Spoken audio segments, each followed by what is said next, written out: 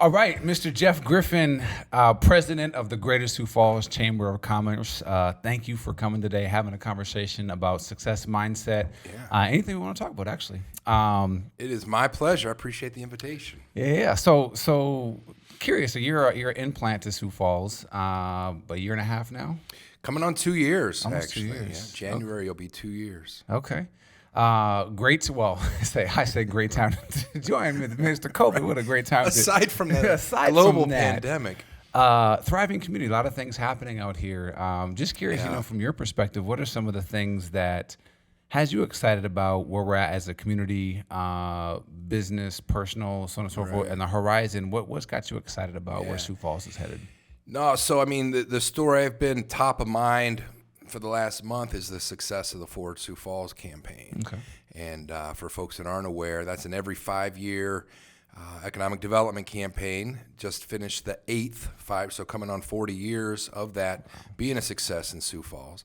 And the first one was, I think, $1.5 million 35 years ago. And this year's campaign was a $15.1 million goal that reached $16.5 million. So that is an unbelievable number in any conditions, but to have that happen during a pandemic, huge vote of confidence for what's been working in Sioux Falls. Yeah, that's big. So you were obviously involved in some of that. Obviously, there's lots of hands at that, but it's been fun hearing the number. And again, I think I would have been one of them, like 15.1 in the midst of a pandemic. Yeah. What do you think that speaks to? And obviously, you've been other places, you've lived several different locations in your lifetime. But what are some of the things that you think contribute to the success of our city that in the midst of a pandemic, we're still able to not only hit our goal but exceed a goal like that? Right, and that's the secret of Sioux Falls. And I got to be honest, when I interviewed for this job, which would have been about 2 years ago at this time, I was really puzzled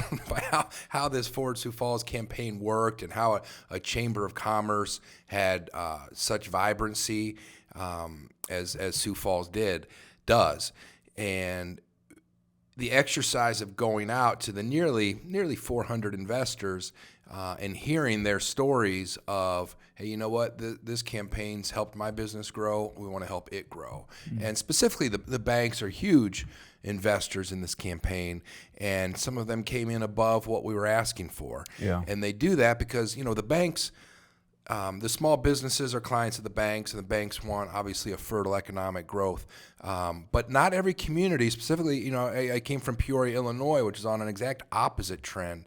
And when banks, financial institutions, insurance companies, all these service products start to be in such competition with one another, there's not enough business, that turns into cannibalization.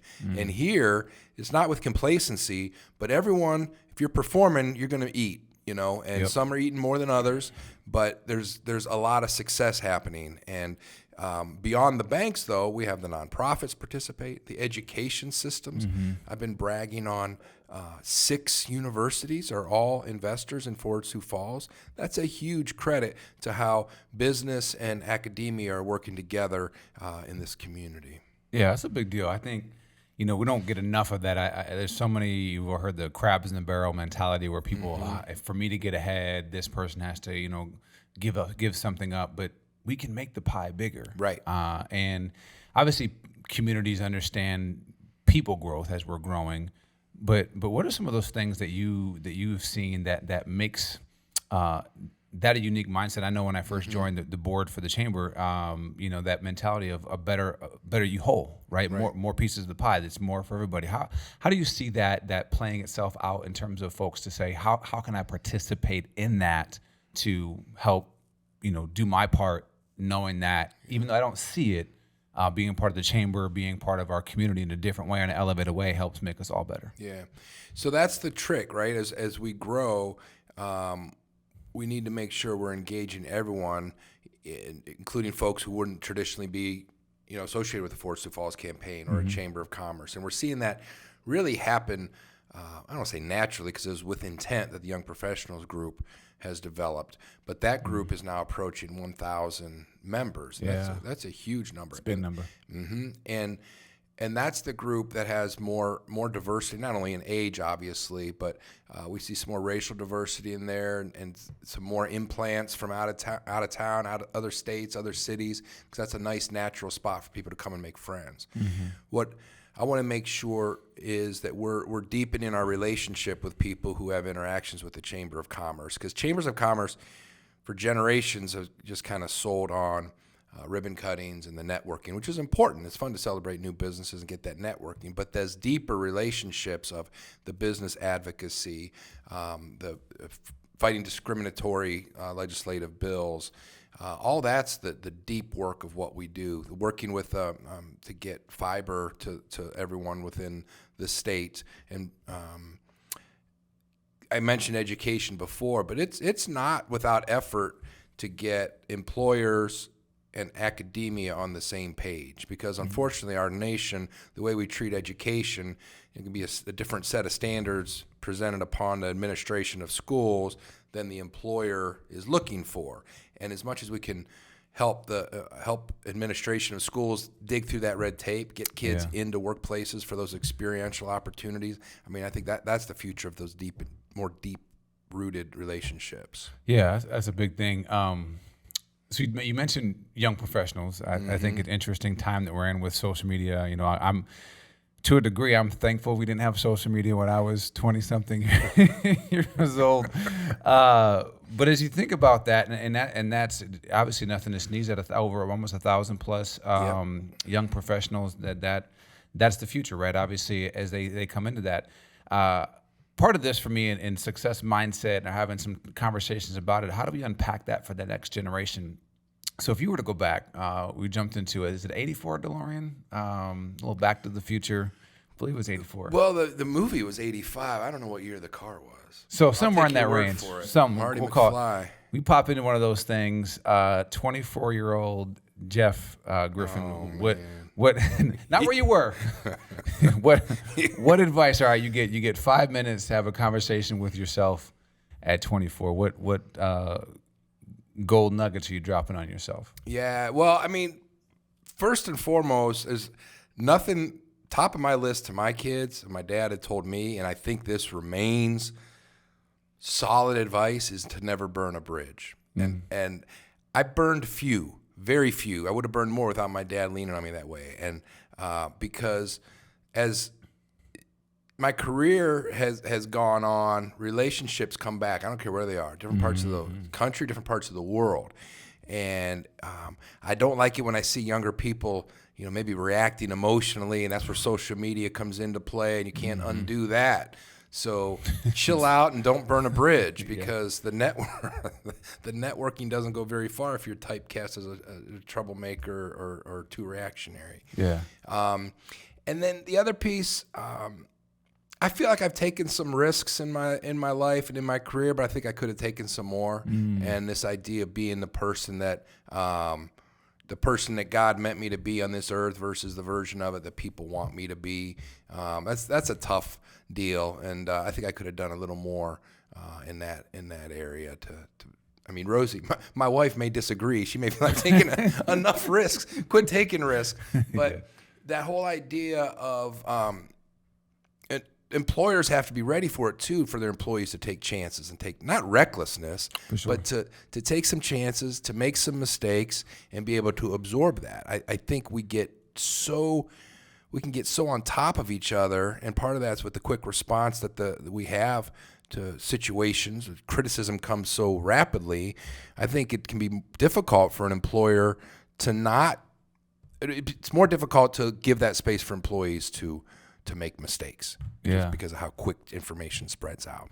Yeah, it's funny. We all know on this side of the fence, right? In hindsight, right? Hindsight is 20/20. All that, we know that at the end of our lives, we're not going to regret, the things that we did do. It's the things that we didn't do, right? And it's crazy how we bridge that gap. But I think one of the things that helps us through all those scenarios you mentioned earlier is relationships and how powerful relationships are. How do you view relationships in terms of, I would call it twofold, obviously professionally, how important are relationships, networking? Obviously you do a lot of it in your role, and I'm sure in your career. How has that served you well?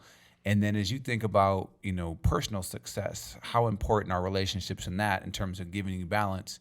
From the mindset, I know we challenge all the time. If you think back to the top 10 things that matter, the top 10 moments of your life, one of the commonalities of all of them is somebody else was there. Right. Right. So how do you think about relationships in terms of networking, how it's helpful along your path and journey of success professionally, and then the meaning of that ultimately in your personal relationships? Yeah. So, the networking spot or people meeting new folks, going into areas where you're not comfortable or accepting an invitation to a spot you may never have gone, that has never been I've never regretted those decisions, because you learn something new, even if it's something you're not comfortable doing. We get this idea that, if you accept something, you have to agree with it. Well, get out of that mindset, No one's saying you have to agree with everything going on in the world, but we should be more accepting of one another. And, I've found personal and business to be more blended in my life, and that's, at least for me, where I found the most happiness. Where, we need to be able to I need to be able to park my job at some point tonight to enjoy my family. I get that part. But my relationships with people that I hang out with, there's a lot of similarities between my personal life and business life. So creating a strong network, a wide network that's more than we're friends on Facebook or a LinkedIn like or whatever. Those are good for opening doors regardless, though, too, if you need to make a call, but to ask someone for an introduction. But I don't know. I'm restating what I believe in, because that's why I'm in the line of work I'm in, is I've seen how people's careers and lives can change if they're surrounded by other people or find that deep network of folks. And for some, that's a lot of people. For me, it's become fewer, more intimate relationships as I've aged, that you have someone that's going to tell you what you don't want to hear as much as what you do want to hear. When I think of my most special teachers, professors, or coaches, usually a memory is them hitting me square between the eyes with something I didn't want to hear at that time, but I was grateful they told me that later down the road. And then the second part of your question, professional. You mentioned kind of both in the same one, because they do mix together, right? There's obviously professional and there's personal, but again, that you don't have true success in life without the relationships. Right. And that part being genuine, I see this. I have a son, his third year of college right now, and he's studying economics, and he has these big ups and downs, and it's a stressful time, right? Third year of college, and it's not an easy subject matter to study, but when he says things like, well, I don't want to let anybody down, his perspective of letting people down, expectation doesn't match reality, because I know he's doing his best, and that's part of the being able to fail mentality of having some permission and some leniency to do that. Yeah, that's big. A great way to build relationships is whenever you get that Blackstone going, invite your neighbors over for This is true. For some Did food. Did you smell? It was fired up the other night. I had some guests in from out of town. I did not.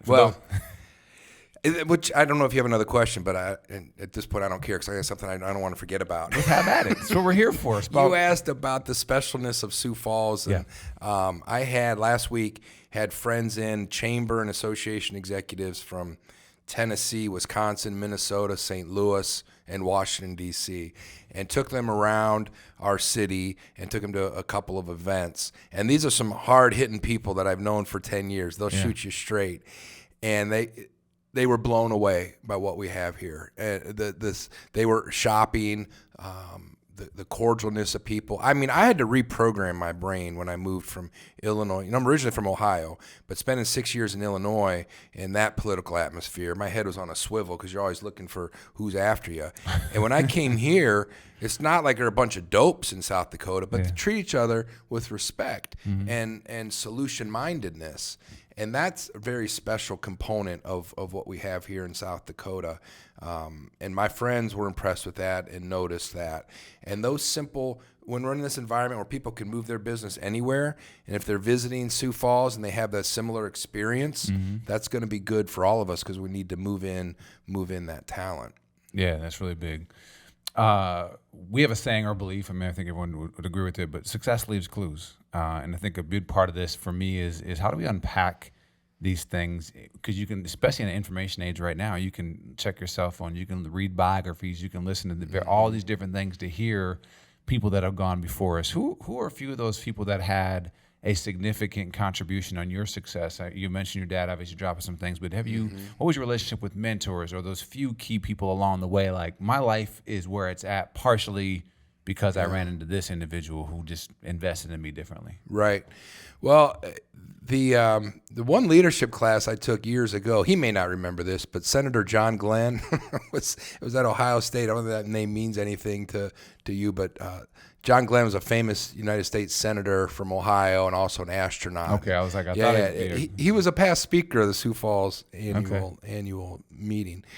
But when you're sitting at the John Glenn Leadership Institute, which I did in the year 2000, and Senator Glenn's greeting you, and you're thinking, man, this guy, NASA had it perfected to the point of shooting monkeys in space. And then he said, you know what? Let me give it a shot. I'd like to pile in. It's like there's a different aura of confidence, glow about this guy.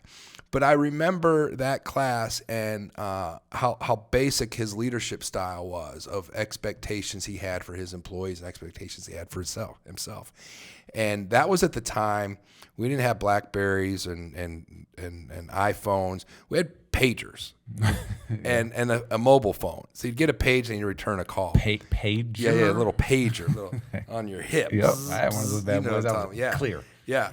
And I remember one of my classmates received a page and they excused themselves to return a call. And Senator Glenn told us, if you can't leave your office for a day and focus on being here with us, you might be in the wrong leadership class. And you could take it from there of just being around him. But now fast forward 21 years to now, it's kind of flipped a little bit. We have too much of an expectation to be on top of each other and responsiveness and so forth. And we need space from one another to make decisions and so forth. So he was a big influence. I used to work in juvenile corrections, and there were several. My first job in juvenile correction, well, I shouldn't say my first job, my first leadership role, I was the director of child care for a campus of 75 juvenile felons, and I was 27 years old, and I supervised 6 people who were all at least 10 years older than me. And I spent the first week, just thinking the name director of child care after Jeff Griffin, that just had it all solved. until just listen to everything I say. Until the director of recreation, Todd Gordon, came over to the office and said, can we have a talk? And he gave it to me straight. I was just running around swinging big chest that I was the director of child care, which got me nowhere fast at all, and was working against me, and it was a big job. And Todd Gordon for years served as a mentor, but just keeping things in perspective and treating people with high respect and high honesty. And as simple as that sounds, if I'm being respectful to you but lying that you're doing a better job than you're actually doing, I'm not helping you out. Yeah. But I can really tell you any hard news you need to hear. If I'm respectful delivering it, we're both going to move forward. Yeah, that's big. I think, those characteristic traits matter. And I think, for me, I've never had any direct mentors, but I don't call them a student of life, but I truly am. I watch and I'm observant, and, I can unpack now at this point in my career how a few key leaders I was really modeling after them.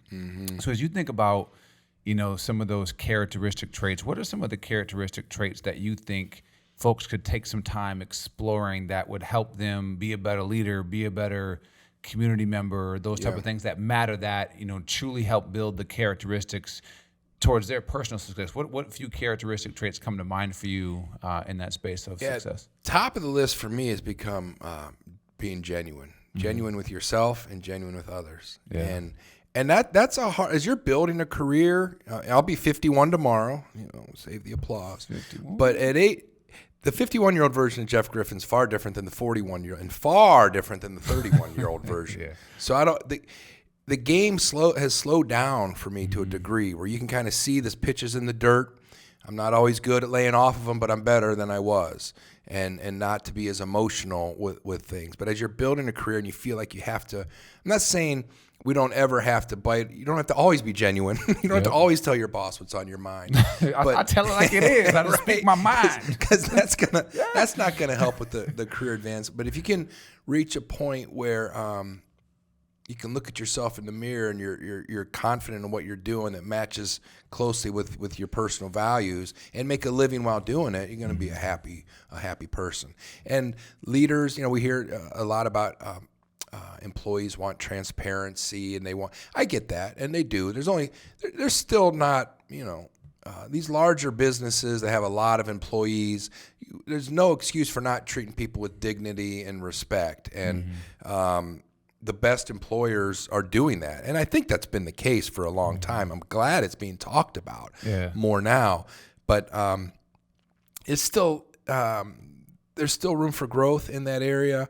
But I find that if I'm genuine with people and they're genuine with me, we're honest with one another, we can pretty much solve whatever problem we have. For sure. We always say that we believe that 95% of all issues come down to misunderstanding or miscommunication. Yes. Positive intent's almost always there, but...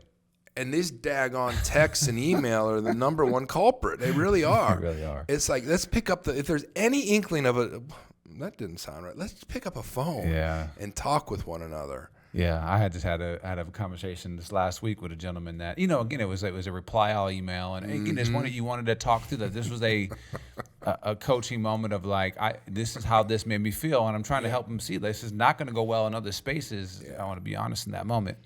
So being almost 51. What did he mean by that? He followed it with an emoji, so it's all cool. Yeah. Well, I would say even how people throw their butt in there, like they have one sentence like, "This is all good, but get your big butt out of there." Thank you for your email. Yes. Here we go. Yeah.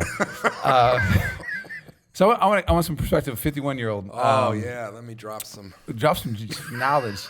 One of my favorite books, Napoleon Hill's Think and Grow Rich, and I really believe it's probably the greatest study on success of all time. Right? He gets commissioned by Andrew Carnegie, who was, I believe, the wealthiest man or one of the top wealthiest men at the time, early 1900s. And he commissions Napoleon Hill and says, "I'm not going to pay you, but I'll give you access to everybody." And Thomas Edison, Henry Ford, like 500 over 25 years, 500 of the most successful people of the time. And the one thing that really stood out to me as these 13 principles, but the one thing that really stood out to me was the average age of the individual when they started the career that made them this level of success was in their 40s. Right, so I think back, and obviously, I think this newer age, especially with social media, the grass is greener, and they're in a hurry. They see, the Insta famous folks, and they're in such a hurry, right? And again, sprint after it. You want to tell folks to do those things, but just give me some decades perspective, right? So in your 20s, people in their 20s versus your 30s versus your 40s, et cetera. From my vantage point, right, your 20s, you don't know a whole lot, but you're trying to figure that out. 30s, you're starting to figure out. But now at 42. It makes so much sense to me. Like, you can't wait till you're 51. Wait, slow down. I'm gonna be floating at that point.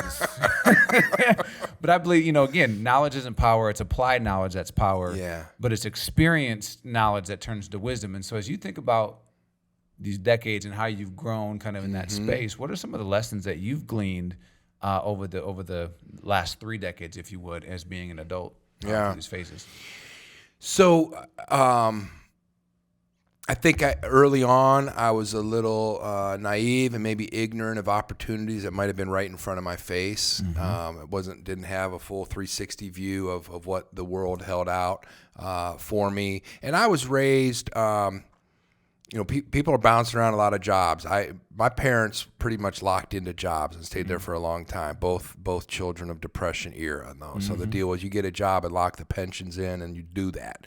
My mother I have an older sister who's a school teacher, and they moved it from 30 years to 35 years. And my mom's like, "Well, Jill's gonna have to work 35 years. Can you believe that?" I'm like, "Well, yeah, this guy's gonna work probably 50." But you didn't take your job for granted. Yeah. And I think employees and employers have a role in that, because kind of loyalty to one another kind of eroded here in our country for some time. But during my 20s, so my degree's in criminology and I have a master's in social work.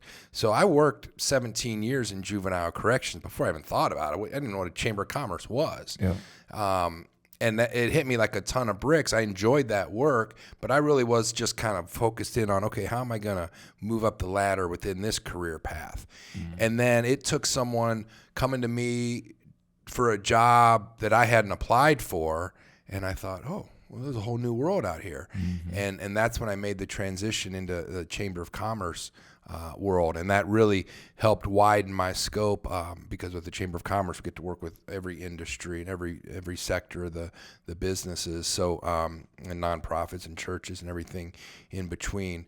So that, and the idea that when I'm working with someone, they have another part of them that goes home at night, and more of an appreciation of that.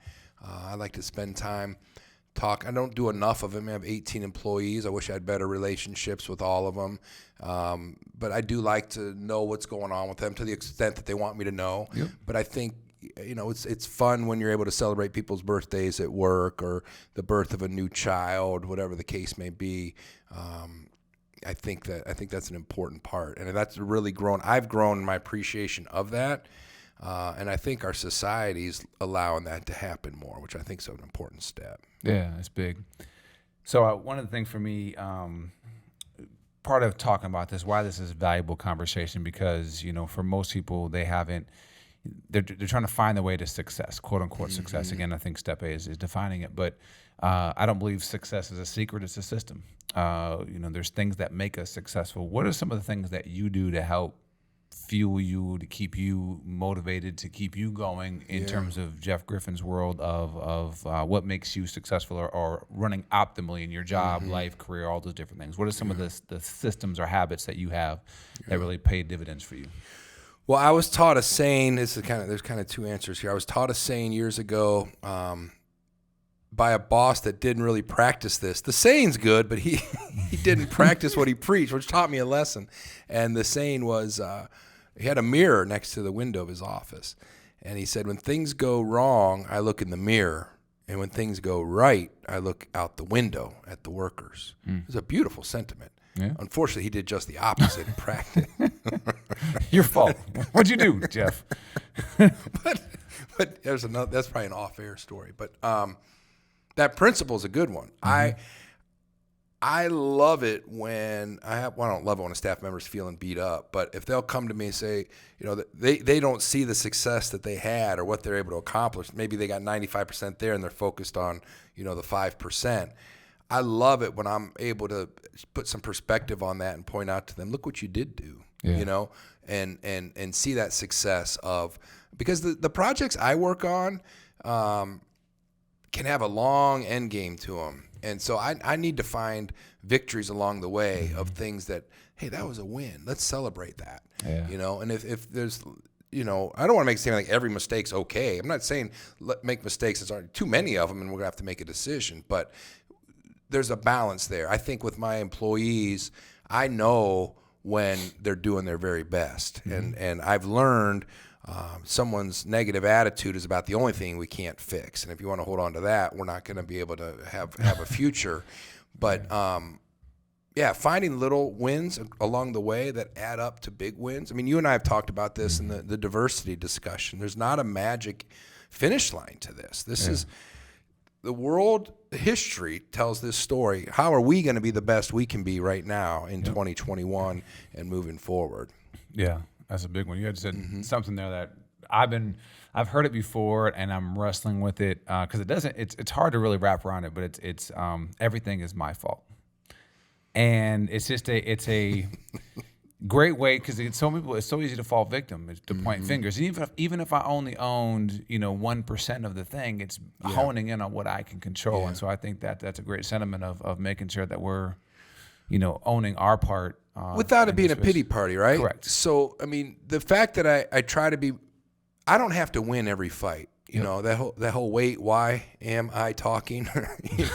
I don't have to win everything. So I've been better at not trying to win everything, but I don't have to be a doormat either. You know, you need to find ways to stand up for what's important to your business, what's important to you, and find time for myself. I mean, I need to always be better at this, but I do need to unplug, get in my prayers, get in my meditation, get in my exercise, those sort of things really help fuel me and get me back square. Yeah, find that balance. Last question I got for you: what does success mean to you?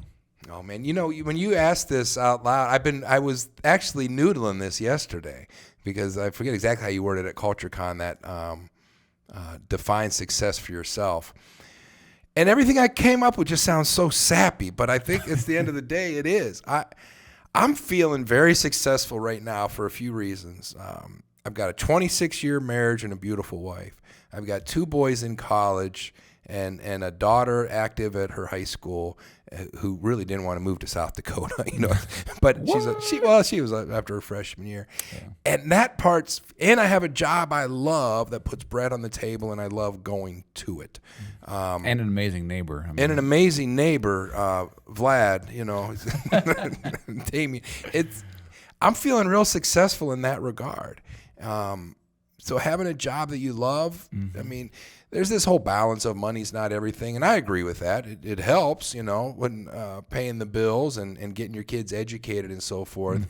But I've absolutely loved watching my boys become adults, and they're 20 and 19 right now, and their mother's done a good job raising them, and that it feels really good.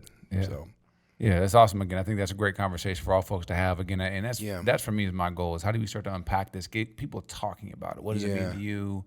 How are you actively engaging it? Because, you know, we live in such a great time, in my opinion, of not just this community, this world, for all the ills of technology and various things. There's so much endless possibilities with it, right? And so it's really getting our heads wrapped around living our best life. Yep. So with that, I appreciate taking the time, having some great conversations. And for everyone else out there, we will see you guys next time. My pleasure. Thanks for having me. Thanks, Jeff.